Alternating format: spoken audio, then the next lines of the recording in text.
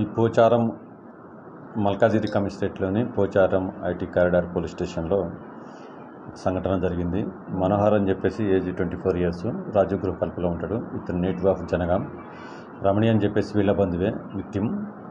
ఈమె కూడా రాజీవ్ గృహ కల్పలనే ఉంటుంది. వీళ్ళ నేటివ్ వచ్చేసి ములుగు. వీళ్ళిద్దరూ వరుసకు బావ మరదలవుతారు.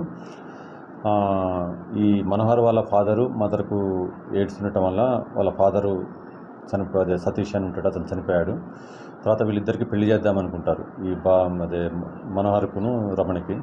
ఈ విషయంలో తండ్రి తల్లికి ఎయిడ్స్ ఉంది కాబట్టి ఇతనికి ఒకసారి టెస్ట్ చేద్దామని రీసెంట్గా టెస్ట్ చేపిస్తే తనకి పాజిటివ్ వచ్చింది.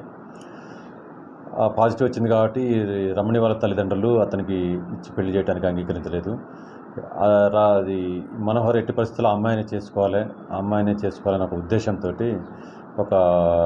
ఆమెకు కూడా ఎయిడ్స్ వస్తే తనకే ఇచ్చి పెళ్లి చేస్తారు వాళ్ళకి గత్యంతరం లేక అనే ఒక ఉద్దేశంతో ఒక సిరంజి కొనుక్కొని తన బ్లడ్ తీసుకొని ఆ బ్లడ్ని 2 days బ్యాక్ రాజీవ్ గృహ కల్ప అమ్మాయి వాళ్ళ ఇంటికి ఒంటరిగా ఉన్నప్పుడు వెళ్ళి బలవంతంగా రక్తాన్ని ఎక్కించడం జరిగింది.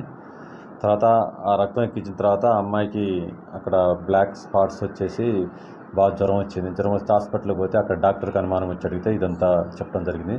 తర్వాత ఇటు విషయంలో కంప్లైంట్ తీసుకొని కేసు రిజిస్టర్ చేసినాము. నిందితుడు మనోహర్ని కూడా అదుపులో తీసుకొని ఆల్రెడీ అరెస్ట్ చూపించాము. అతన్ని రిమాండ్కి పంపిస్తున్నాం. అతని మీద అతని మీద ఏం లేవండి.